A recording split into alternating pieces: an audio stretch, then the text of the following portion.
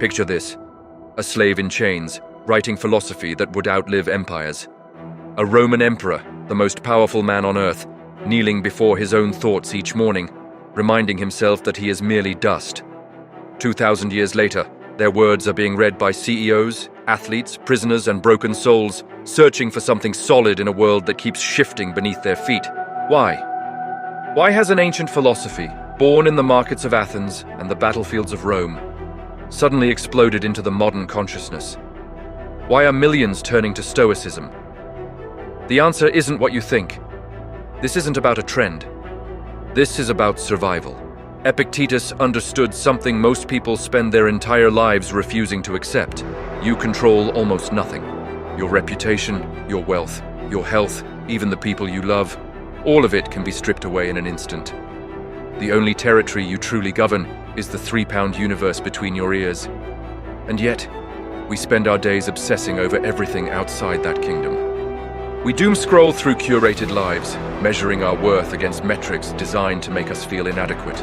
We chase validation from strangers, security from systems that were never built to provide it, and meaning from a culture that profits from our confusion. Marcus Aurelius, the philosopher king, wrote in his private journal, "You have power over your mind, not outside events. Realize this, and you will find strength." He wasn't writing for publication. He was reminding himself, the Emperor of Rome, that even he needed this wisdom to survive. Today, we're not just exploring why Stoicism has returned. We're dissecting why you need it. Why, in an age of infinite choice and constant connectivity, millions are finding their answer in a philosophy that says, control yourself, and you control everything that matters. By the end of this journey, you'll understand the 2 core principles that make Stoicism the ultimate operating system for modern chaos. You'll see how ancient battles mirror your daily psychological warfare. And you'll walk away with practical tools to reclaim the one thing this world is designed to steal from you: your inner sovereignty. The rabbit hole goes deep. Follow it. The first principle: the dichotomy of control. Epictetus divided all of existence into 2 categories: things within your control and things beyond it. Your thoughts, your actions, your character, these are yours.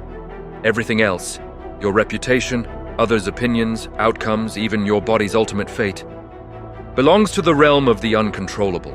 The Stoic practices radical acceptance of this division. Not passive resignation, but strategic focus. You pour your energy exclusively into your domain, and you release completely everything outside it. Why does this work? Because suffering is born from the gap between expectation and reality. When you demand that external events conform to your desires, you've already lost. You've handed your peace to forces that don't care about your preferences. Epictetus was a slave. He lived in chains, his body broken by his master. Yet his mind remained free because he understood. They could own his body, but never his will. This isn't philosophy as decoration.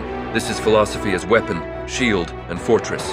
The modern world has perfected the art of making you feel responsible for things you cannot control while distracting you from the things you can. Social media gamifies external validation. The news cycle manufactures anxiety about global events you're powerless to change. You're encouraged to perform, to optimize, to achieve, all while ignoring the only optimization that matters: the governance of your internal state. The year is 1940. London is burning. Every night, German bombs rain down on the city, turning streets into graveyards and dreams into ash.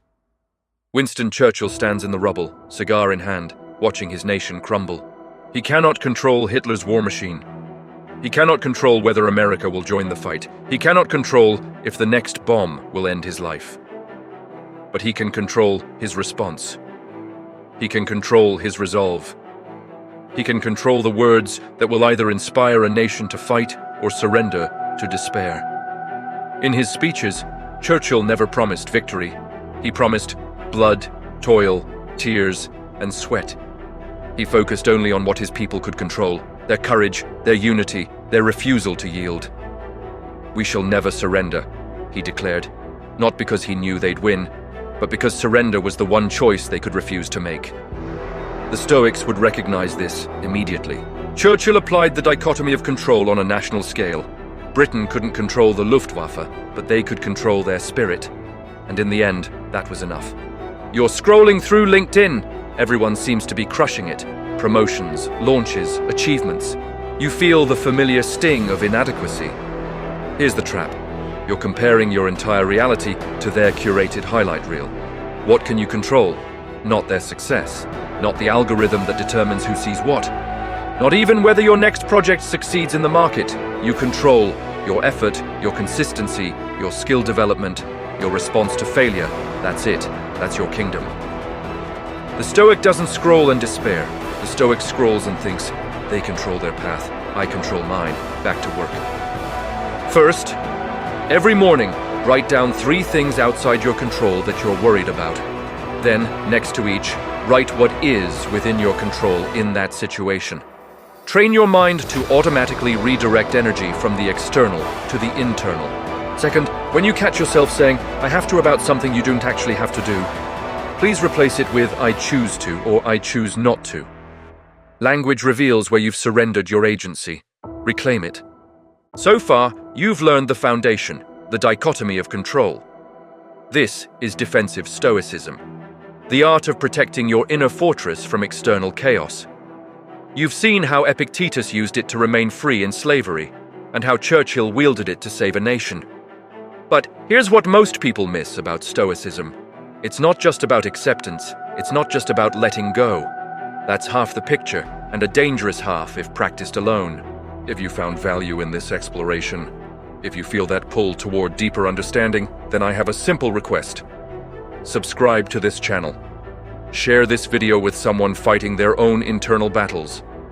And in the comments, tell me, what's the one thing you've been trying to control that you need to release? Follow the white rabbit. The journey has only just begun. The first principle taught you what to release. The second principle will teach you what to grasp. Because Stoicism isn't about passive observation of life. It's about active participation in your own creation. Marcus Aurelius didn't just accept his fate as emperor. He shaped himself into the kind of emperor his philosophy demanded. This next principle is where Stoicism stops being a comfort and becomes a challenge. It's where the work truly begins. Are you ready? The second principle, Amor Fati and the art of transmutation. Amor Fati, love of fate. Not mere acceptance, but passionate embrace of everything that happens to you.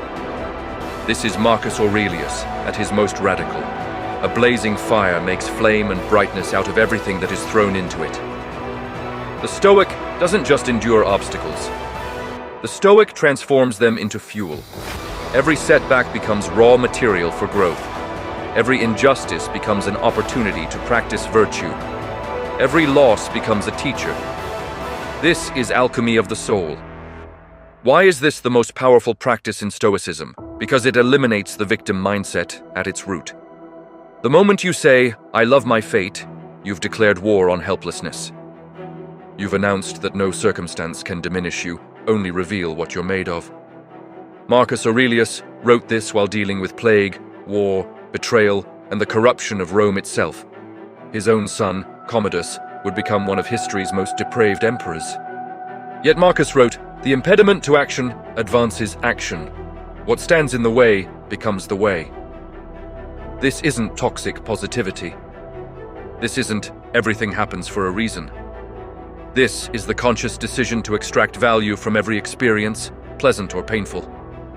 It's the ultimate act of sovereignty, choosing the meaning of your own suffering.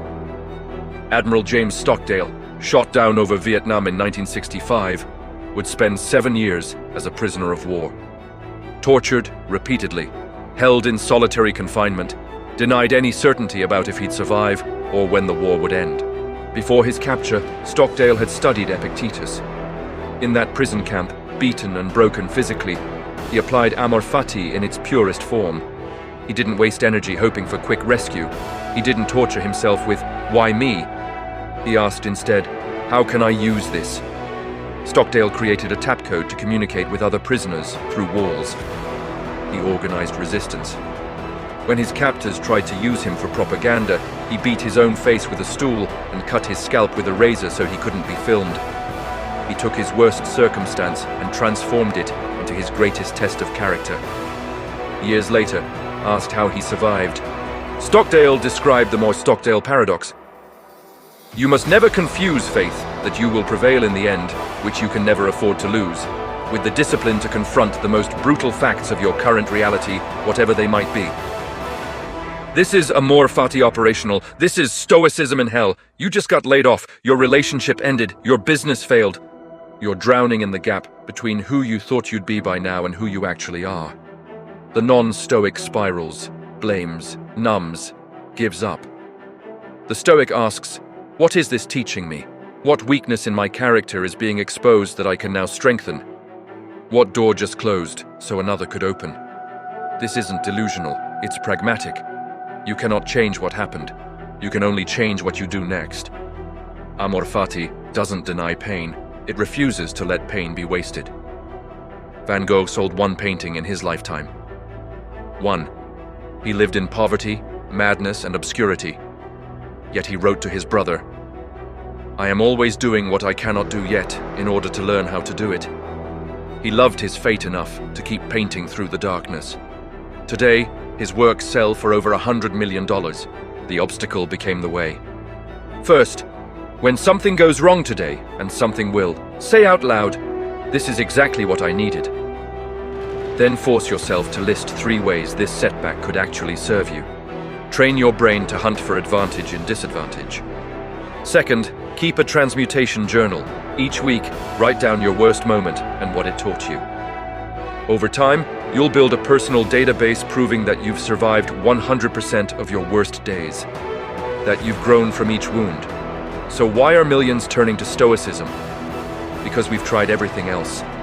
We've chased happiness, and it kept moving. We've pursued success, and it kept demanding more. We've sought meaning in achievement, relationships, experiences, and found that none of them could bear the weight we placed upon them. Stoicism offers something different. Not happiness, but strength. Not certainty, but sovereignty. Not a life free from suffering, but a life where suffering serves a purpose. Epictetus, the slave who became free.